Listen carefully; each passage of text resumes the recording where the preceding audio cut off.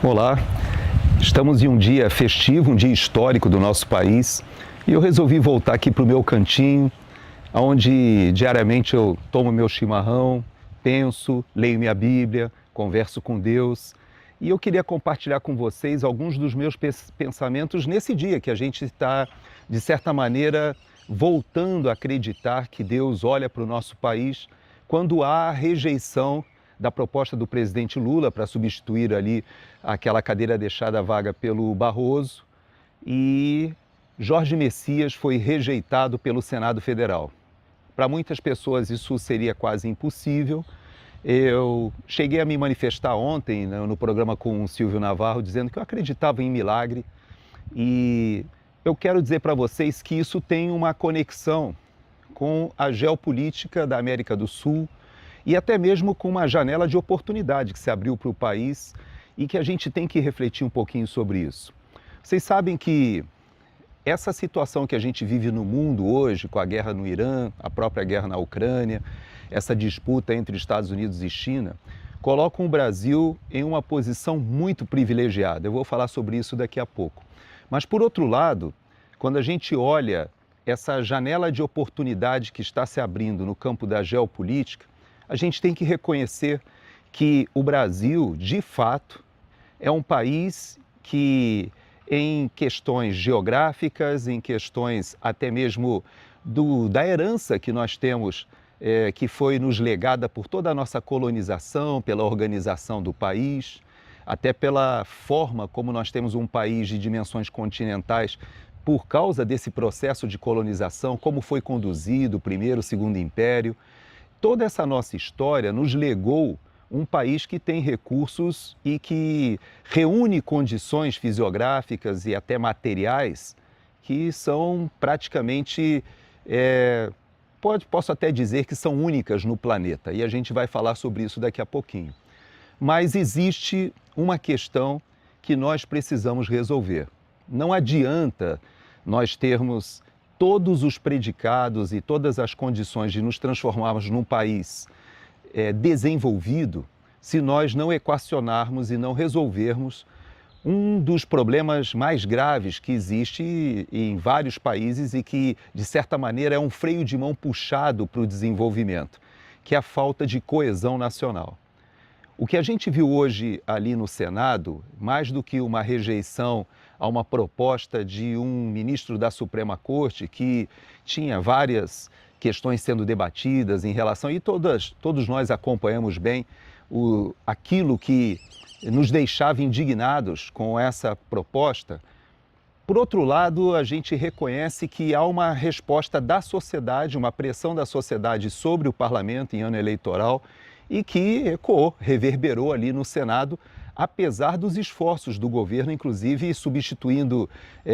alguns dos senadores que estavam com suplentes, mandando ministros para o Senado. E apesar de tudo isso, o que houve ali foi uma resposta a uma indignação da sociedade, não talvez com a própria pessoa do Messias, né, como nós falamos desde a época do governo Dilma. Não, eu creio que foi mais do que isso, foi uma resposta da sociedade a essa situação que a gente vive hoje no país, de perseguição política, de um Supremo Tribunal Federal que está corrompido, que tem integrantes ali que, de fato, extrapolaram das suas atribuições constitucionais. Sim, é verdade, mas é pior do que isso. O que a gente vê é que existem alguns ministros que se locupletaram, alguns ministros que demonstram que a perseguição política que eles lideram, como o Alexandre de Moraes, por exemplo, ela não é só uma questão ideológica, ela é de fato uma questão de desvio de caráter. E esse desvio de caráter, ele acaba se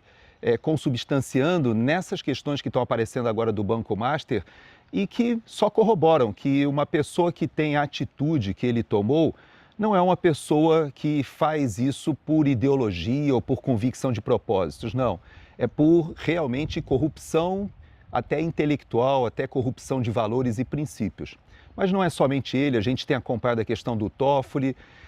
a questão do próprio Gilmar Mendes e a relação com o Congresso. Isso nos mostra que A perseguição política a quase 2.000 famílias de brasileiros, vários que estão no exílio, nos apontam que esse é um problema que nós precisamos equacionar, de que o país está dividido, e dividido de uma maneira muito perversa, porque, vejam só, existe uma parcela significativa da sociedade brasileira que apoia a perseguição política, que acha que é justo manter essas pessoas presas que não tiveram individualização das suas condutas, a grande maioria, inclusive, não depredou nada. A quase totalidade dos que foram presos ali no dia 9 são pessoas que foram a Brasília se manifestar e nem participaram dos atos. Os que vandalizaram no dia 8, ninguém voltou ali para o acampamento, não. Os que vandalizaram no dia 8, eles foram embora. E vários, inclusive, nem integravam aqueles grupos bolsonaristas que estavam ali protestando. Então você percebe que houve uma armadilha, da qual participaram dessa armadilha pelo menos Alexandre de Moraes, Jorge Messias e Flávio Dino. Eu digo pelo menos porque a gente sabe, o general Gonçalves Dias teve o seu papel ali dentro do Palácio do Planalto, mas nós temos 3 artífices dessa armadilha e o Jorge Messias é um deles. Porque para dar uma roupagem de legalidade, ele, como ele mesmo admitiu, ele solicitou a prisão de todas aquelas pessoas ao ministro Alexandre de Moraes, o que é já uma demonstração de que houve sim uma orquestração, algo combinado com Flávio Dino, que já indicou ali o seu braço direito para ser o interventor, já acertou ali com a vice-governadora que estava com ele também para que ela assumisse o governo do estado, do Distrito Federal, digo, e tudo muito organizado, tudo bem combinado, laudas foram escritas, documentos assinados, muita coisa produzida para dar uma sustentação legal, e a gente percebe que a população ela já tem essa sensibilidade de que forçaram demais a barra. Mesmo aqueles que eram opositores do governo Bolsonaro ou que têm rejeição à pessoa, ao estilo, até uma rejeição às vezes estética ao presidente Bolsonaro, admitiram que essa perseguição política foi longe demais. Quando a gente olha ali um empresário do Sul que faz um Pix de R$ 500 sendo condenado a 14 anos, ou a própria Débora, que escreve lá o Perdeu o Mané na estátua com batom, que no dia seguinte já estava limpinho, não houve nenhum tipo de depredação, ela que nem entrou em nenhum dos prédios, não depredou nada, mas é uma reação de vingança e a sociedade começa a perceber isso. O próprio mainstream jornalístico já se deu conta de que, no meio dessa rejeição ao governo Bolsonaro, que é legítima, nós podemos ter pessoas que apoiam, que rejeitam o governo, mas é inadmissível que o mainstream jornalístico tenha apoiado esses excessos e, eu posso até dizer, essas inconstitucionalidades, ilegalidades, imoralidades que foram perpetradas pelo Supremo Tribunal Federal com apoio até do mainstream jornalístico. Então, a gente precisa virar essa página, a gente precisa resolver esse assunto. Muita gente diz que a gente já se encontra numa ditadura no Brasil, numa juristocracia irreversível. Eu continuo acreditando, e o que aconteceu hoje para mim, de certa maneira, me dá mais convicção de que nós temos uma saída institucional nas eleições de outubro, nós temos como obter uma maioria no Senado Federal que reposicione o Supremo Tribunal Federal em seu papel constitucional e a gente tem como eleger um presidente da República que, tendo a maioria do Congresso, consiga colocar ou ajudar o Congresso Nacional a colocar o país de volta num caminho virtuoso, unindo a nação, colocando a maioria da população de uma maneira coesa a coexistir, de uma maneira pelo menos equilibrada, civilizada, com oposições, com disputas políticas, sem esse nível de perseguição que nós temos vivido agora, de censura e até à beira de uma ditadura, que é o que a gente está caminhando nos modelos ali de Nicarágua, etc. Agora mesmo o Supremo Tribunal Federal, alguns dos seus integrantes já avançam ameaçando candidatos ao Senado, colocando uma ameaça como a dizer que eles podem ser condenados por alguns crimes de terem chamado Lula de ladrão ou outro de ter ofendido uma outra pessoa. Ou seja, eles começam a cercar o próprio Flávio Bolsonaro, o Van Hatten, o candidato do Novo, o Zema. Essas ameaças que vão sendo feitas para esses candidatos é uma maneira de intimidar e dizer que eles podem reproduzir o modelo da Nicarágua, por exemplo, em que o Daniel Ortega tem quase 20 anos que vem sendo reeleito, porque todas as vezes que a oposição se organiza, eles retiram os candidatos da disputa. Como foi feito na Venezuela também com Maria Corina Machado, mas eu acredito que no Brasil nós temos um nível de sociedade já conscientizada de que isso está acontecendo e que percebe, como aqui nos Estados Unidos a gente percebeu, o malefício do governo Biden. Parece que o brasileiro já percebeu o malefício do golpe que foi dado no Brasil, que não é esse golpe do 8 de janeiro, mas foi o golpe da descondenação de Luiz Inácio Lula da Silva. Essa maneira em que foi desfeita a Lava Jato, que foi um dos momentos de esperança da população com o combate à corrupção sistêmica, que a gente vê agora aflorando e de uma maneira vergonhosa essa situação do Master, só mostra que a gente tem um problema gigantesco para resolver, porque é uma corrupção que está com raízes no crime organizado, no narcotráfico, muito dinheiro de lavagem, de dinheiro que chega aos 3 poderes da República, e esse é um assunto que nós precisamos resolver. Eu fecho esse meu comentário dizendo e fazendo um gancho com aquilo que eu falei no início. Nós temos um país que não tem diversos problemas relacionados à geografia ou à geopolítica. Veja que todos os países do Golfo que nesse momento estão nessa disputa com o Irã e que vários dos países foram atacados com mísseis e com drones do Irã, são países, todos eles, que dependem de dessalinização para que as suas populações tenham água. Esse é um assunto que para nós brasileiros passa a ser até surreal, porque nós somos um país que tem uma abundância de água tão grande que nós não conseguimos dimensionar o que seria uma cidade inteira depender de uma usina de dessalinização.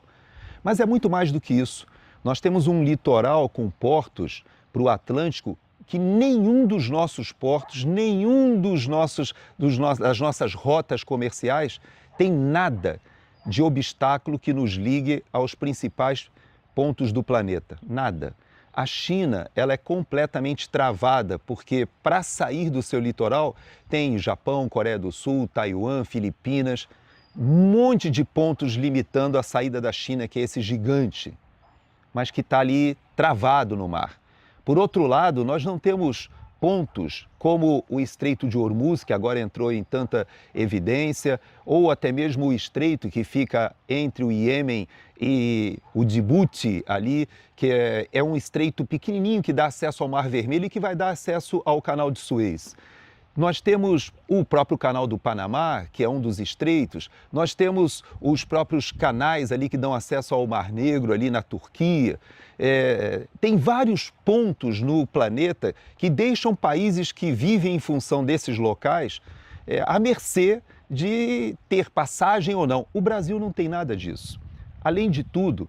não por mérito nosso, mas hoje a tecnologia avançou tanto que existe uma demanda de minerais raros que o Brasil tem em abundância. Metade do nosso território sequer foi mapeado geologicamente e só com o que a gente já sabe, o Brasil já é o país que tem a segunda maior reserva de terras raras do planeta. Não é mérito nosso, mas o fato é que com esse imbróglio de Estados Unidos e China, em que o presidente Trump começa, a partir do dia 2 de abril lá de 2025, essa reestruturação das relações comerciais internacionais, abandonando o multilateralismo e partindo para uma relação tete a tete, país a país, estabelecendo tarifas que vão ser negociadas. Essa nova modelagem deixou os Estados Unidos e a China num confronto e a China utilizou as terras raras como uma arma geopolítica. Isso nos favoreceu muito, porque nós somos o único país longe lá da Ásia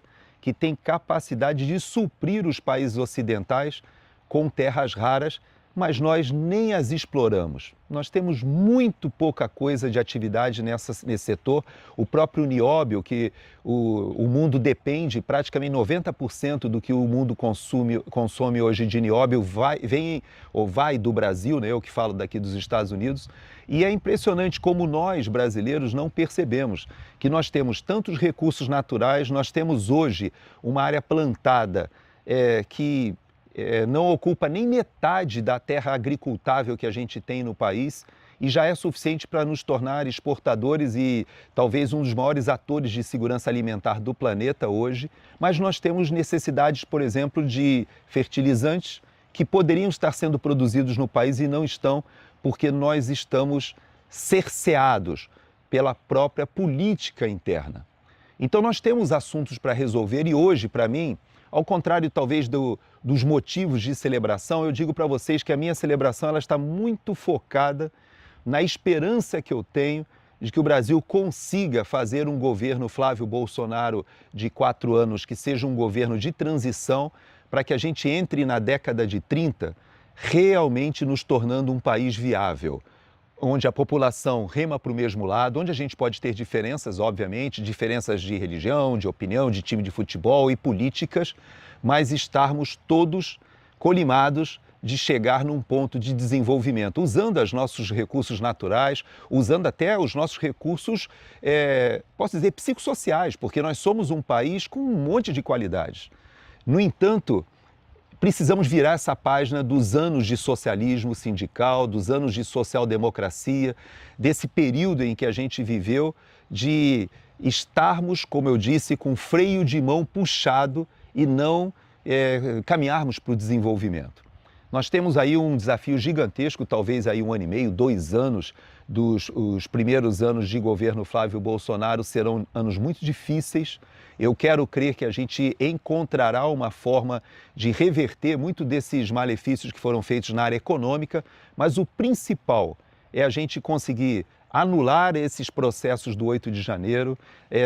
caminhar com a anistia, que é fundamental. Eu sei que amanhã vai ter a votação já da questão da dosimetria, mas é um paliativo essa dosimetria. A gente sabe, claro, vai beneficiar algumas pessoas, mas nós temos aí centenas de famílias sofrendo no exílio, nós temos ainda muitos presos políticos, pessoas condenadas, multas absurdas, policiais militares do Distrito Federal que foram cassados, nós temos ministros, oficiais generais presos, tem um monte de arbitrariedades que precisam ser corrigidas e eu imagino que somente uma anistia ampla ou mesmo uma anulação de todos esses processos é fundamental para que a gente consiga virar essa página e voltar ao caminho virtuoso do desenvolvimento. Essa é a minha oração, eu tenho feito esse clamor diante de Deus de que o Flávio tenha essa visão de futuro e ele consiga pelo menos amealhar ali os esforços de vários grupos. A gente sabe que tem grupos ali libertários que não são conservadores, tem grupos liberais na economia que também não são conservadores, mas tem o grupo dos conservadores e tem aqueles que são independentes ou que são meio isentos, né? Ou não se ligam muito com essa questão ideológica, mas percebem que o nosso país caminha para um abismo se nós não revertermos esse processo de fricção, de divisão e até de perseguição que nós estamos nos inserindo.